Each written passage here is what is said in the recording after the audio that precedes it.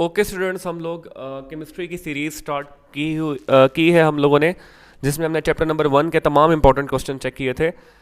इसके बाद अब मैं चैप्टर नंबर 2 का इंपॉर्टेंट क्वेश्चन सारे लिख लिए हैं और आपको इस वीडियो में देख सकेंगे। चैप्टर नंबर 2 का नाम है जी एटॉमिक स्पेक्ट्रम या एटॉमिक स्ट्रक्चर, और शॉर्ट और लॉन्ग दोनों मिक्स करके मैंने सिलेक्ट किए हैं इसमें। तो स्टार्ट करते हैं। आपके पास चैप्टर नंबर 1, जो चैप्टर नंबर 2 है उसमें जो फर्स्ट क्वेश्चन आ सकता है वो यूँ आ सकता है, how will you demonstrate that cathode rays possesses energy momentum negative charge. तो आपने ये जो एक्सपेरिमेंट हुआ है कैथोड रे का पूरा, ठीक है, इसकी प्रॉपर्टीज समेत आपने उनको ये बताना है कि how will you demonstrate SLO के अकॉर्डिंग, या कॉलेज या जो एग्जाम है उनमें किस तरह का एग्जाम क्वेश्चन आ सकता है, how will you demonstrate that cathode rays possesses energy momentum and negative charge, right. इस टॉपिक में से आपने ढूंढना है या निकालना है। Millikan oil drop method important topic है, आप बच्चों ने करना है, ठीक है। मिलिकन ऑयल ड्रॉप मेथड, ठीक हो गया ये पूरा एक्सपेरिमेंट। क्वेश्चन चेक करें ये वाला,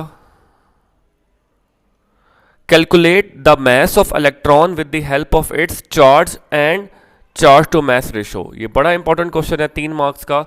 calculate the mass of electron with the help of its charge and charge to mass ratio, right. ये आप लोग लिखते जाइएगा अपनी किताब पे, जैसे मैंने लिख लिए हैं यहाँ पे। इसके बाद आप पेज नंबर 25 पे आएंगे, डिस्कवरी ऑफ न्यूट्रॉन्स पे। जो क्वेश्चन आता है वो ये आता है, what are X Y and Z in the following reactions. ये जो 3 रिएक्शन दिए हुए हैं, 2 रिएक्शन दिए हुए हैं आपको, nitrogen plus neutron give us X Y. अब ये एक्स वाई क्या बनेंगे ये आपने इन्हें बताना है, ठीक है। इधर आपने बी और हीलियम दिया हुआ है, आपने ये बताना है कि ये जेड कौन सा है और ये तो न्यूट्रॉन है। तो सवाल आप बच्चे नोट कर लें कि इसमें क्या क्या आ सकता है।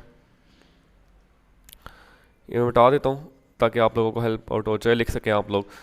तो मैं दोबारा रिपीट कर रहा हूँ, what are X Y and Z in the following reactions, right. ये जो रिएक्शन दिए हुए। इसके बाद नेक्स्ट पेज है discovery of nucleus Rutherford. Rutherford's के डिफेक्ट्स बहुत इंपॉर्टेंट है 3 मार्क्स के लिए।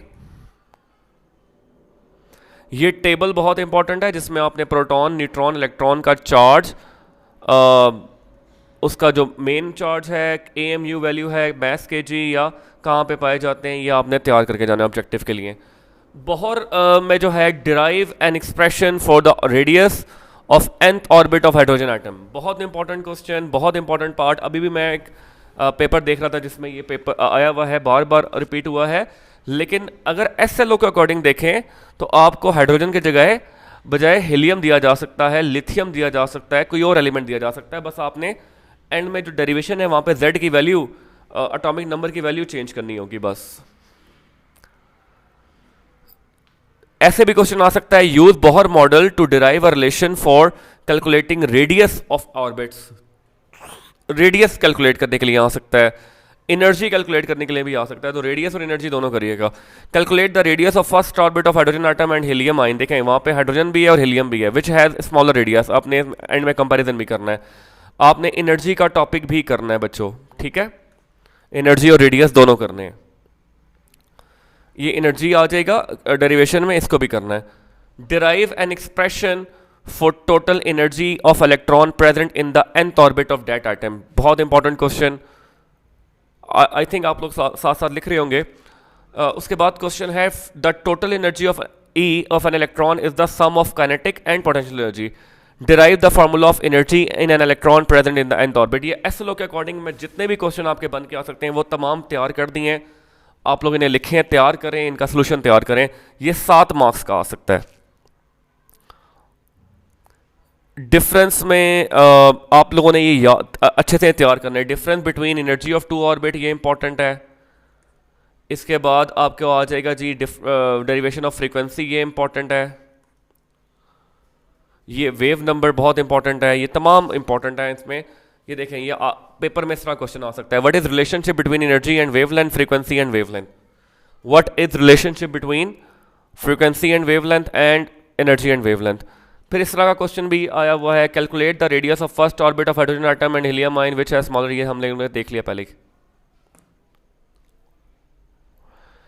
एग्जाम्पल नंबर 2.5 वेरी इंपॉर्टेंट, ये पेपर में बार बार आई हुई है। वैल्यू जैसे ये n2 से लेकर n4 तक जा रहा है, ये चेंज होकर हो सकता है कि n1 आपको 3 दे दे और n2 आपको 6 दे दे, तो आपने इसकी तैयारी करके जाना है। Right the 3 defects of Bohr model, very important topic.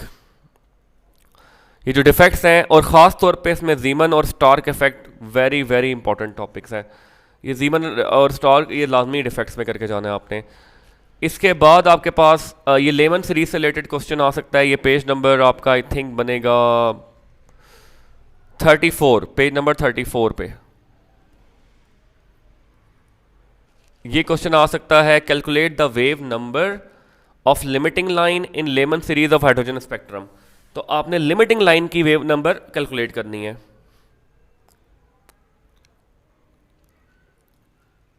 आगे प्लैंक थ्योरी इंपॉर्टेंट है। 2.6 एग्जाम्पल बहुत इंपॉर्टेंट है, जिसमें अर्जिस में करके कन्वर्ट करके आपने निकालनी है wavelength, frequency, something, wave number. ये बहुत एग्जाम्पल इंपॉर्टेंट है सारी,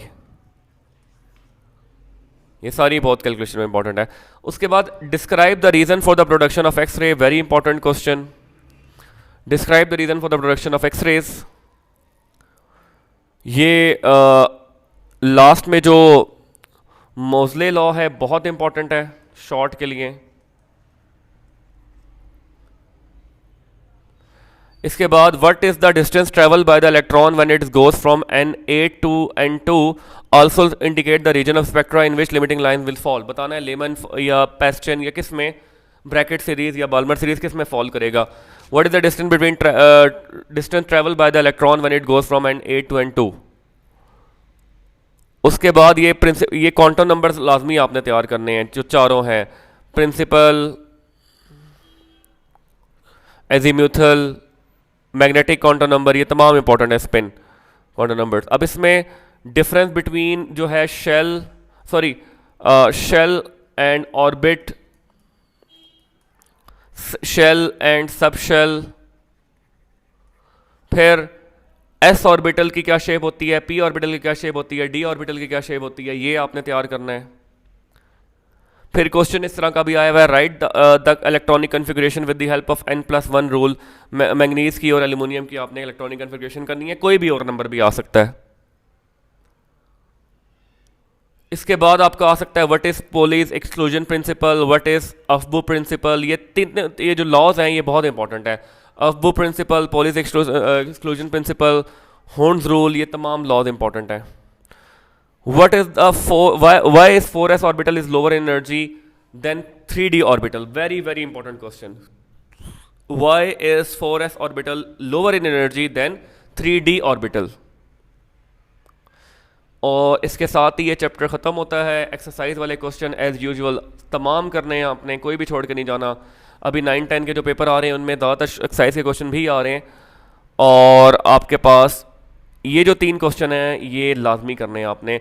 ये आपने काफ़ी हद तक किए हुए होंगे, रेडियस का और शेल 1 से शेल 2 वगैरह किया हुआ होगा, बस आपने बस देख लेना, प्रैक्टिस कर लेनी है। तो ये था इंपॉर्टेंट चैप्टर नंबर 2 और very important according to paper point of view. बड़ा चैप्टर है लेकिन पेपर के लिहाज से बहुत इंपॉर्टेंट है।